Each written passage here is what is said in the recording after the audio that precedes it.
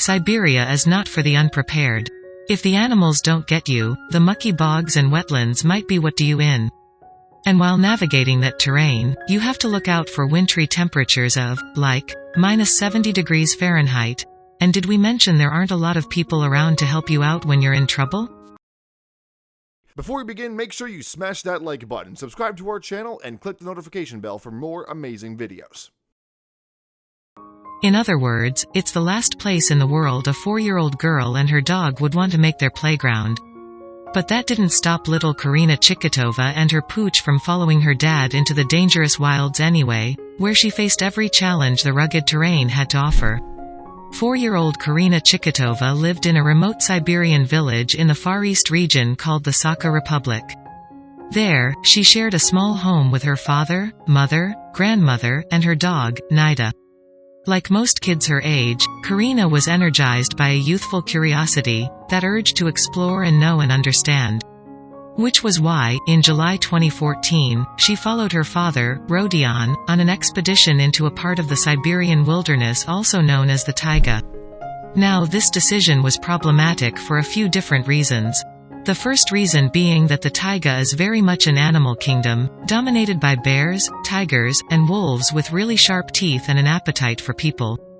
The second problem with Karina's decision was that she had not told her grandmother, the person charged with watching her at the time, that she would be following her dad into the bear-infested wilderness. In fact, she hadn't even told her dad that she would be following him. So literally no one on the planet knew that this 4-year-old girl was diving headstrong into the most dangerous territory on the planet. No person, at least. Karina did have a companion at her side, Nida, the family dog. That, evidently, was all the comfort the little girl needed, but it was little comfort to her mother, Talina, when she realized her little girl and the dog were both missing. At first, Talina figured her youngster and the dog followed Rodion to his native village, but Siberia wasn't exactly flooded with quality LTE, so she couldn't pull out a cell phone and check. Instead, she waited to hear from her husband. In the meantime, Karina followed her father until she somehow managed to lose his trail. Her dad disappeared from view, leaving her very much stranded in Siberia with Nida. And the bears. And the wolves. It took 4 days of waiting for Mother Talina to learn that, no, her daughter was not with her husband in his home village. No stranger to Siberia, she understood this to be a very bad thing, so she alerted authorities. They deployed a 100-person rescue team to head out into Siberian wilds to find her. The team carried rifles to fend off bears. Yeah, there were that many bears in the woods. Helicopters sliced the sky and rescue workers on foot combed through the trees and tall grass, but their search proved fruitless. Karina was nowhere to be seen. But then, 9 days after she went missing, authorities found a clue. More specifically, a clue walked right up to the authorities and introduced herself. Nida returned to her home, but Karina was not with her. What should have been a hopeful moment only seemed to confirm Talina's worst thoughts. If she was to hug her puppy, Talina said, we thought, this would have given her a chance to survive. So when her dog came back we thought, that's it. Even if she was alive, and chances were slim, now she would have definitely have lost all hope. But Nida hadn't just wandered absent-mindedly home. She seemed eager to show the desperate family and the rescue crew something important. The dog headed the group of rescuers and led them into the wilderness. The dog led authorities to a spot in the wilderness, but none of them saw Karina there. Nida, it seemed, couldn't find the exact area where she'd left the little girl. Authorities wondered if they were anywhere near her at all. But 3 days later, 12 days after Karina first went missing, rescue workers spotted a child-sized footprint on a riverbed beside a dog's paw print. The footprint revealed Karina was barefoot, a crucial detail for investigators. This told rescue workers that Karina likely was not in the woods. Too many sharp sticks, there would have been a nightmare on her feet. This narrowed their search down considerably, and the following morning, they executed that new search plan. And sure enough, just 20 meters from where they started searching, one rescue worker noticed a peculiar lump tucked away in a patch of tall grass. The whole crew rushed over. They found her nestled in the grass. She was starving, thirsty, exhausted, and covered in mosquito bites, but nevertheless alive. They brought her tea before carrying her to a car and whisking her away to the nearest hospital. The child spent some time in the hospital, but physicians determined there wouldn't be any lasting damage. A psychologist examined her mental state and found, shockingly, her mind was in a good place. Talk about mental fortitude. So how did a 4-year-old girl survive in the Siberian wilderness? The little girl told reporters and her family that she survived off wild berries and river water.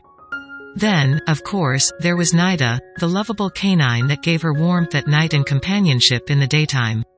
The two reunited for the first time back at home when the hospital released Karina. The meeting did not go as expected. When Karina first saw her dog, she looked her in the eyes and chided, "Why did you leave me?"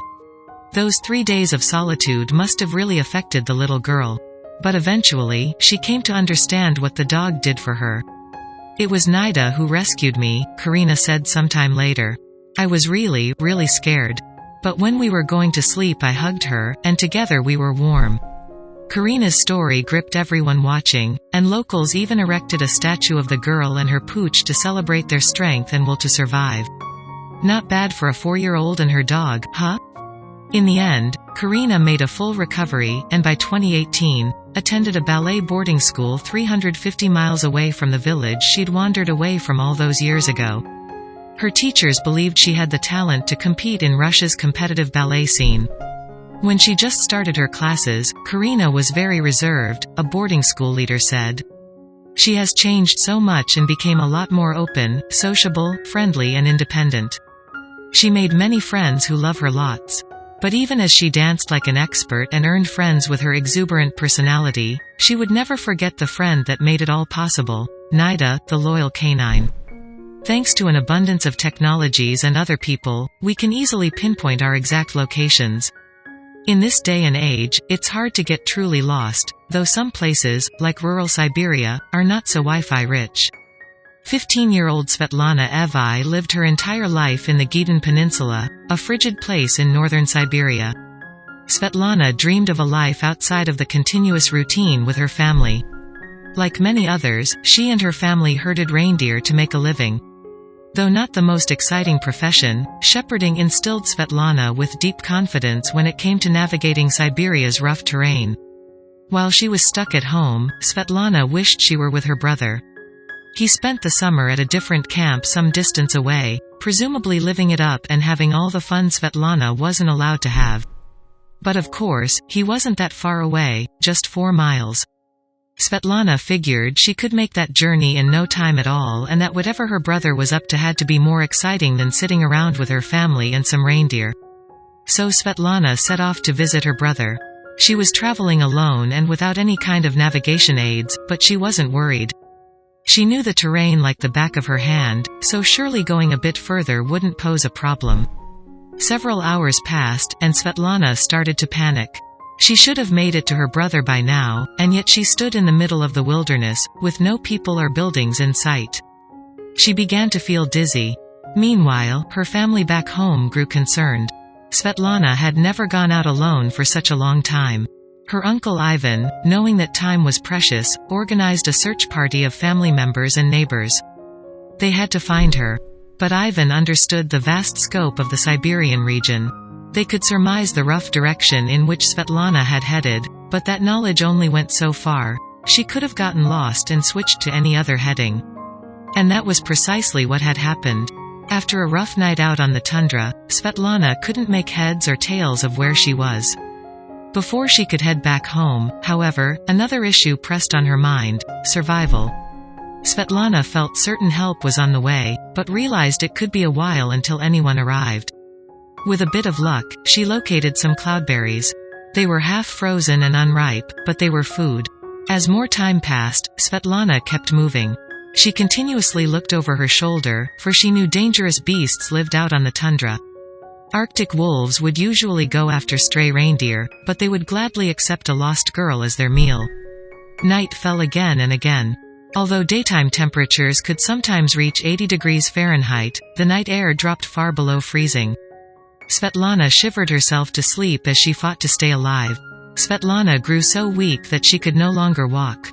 Nevertheless, the will to survive kept her going. Praying that some help would arrive soon, she began to crawl on her hands and knees. She didn't have much time left. Her uncle Ivan continued the search, but there wasn't any trace of Svetlana, who went missing over 2 weeks before. He had spotted some brown bears, though. Could a bear have hunted her down and dragged her off to its den?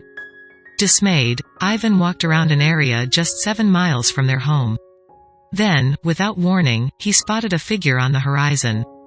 It ambled toward him. Without thinking, he ran towards the shape and hoped for a miracle.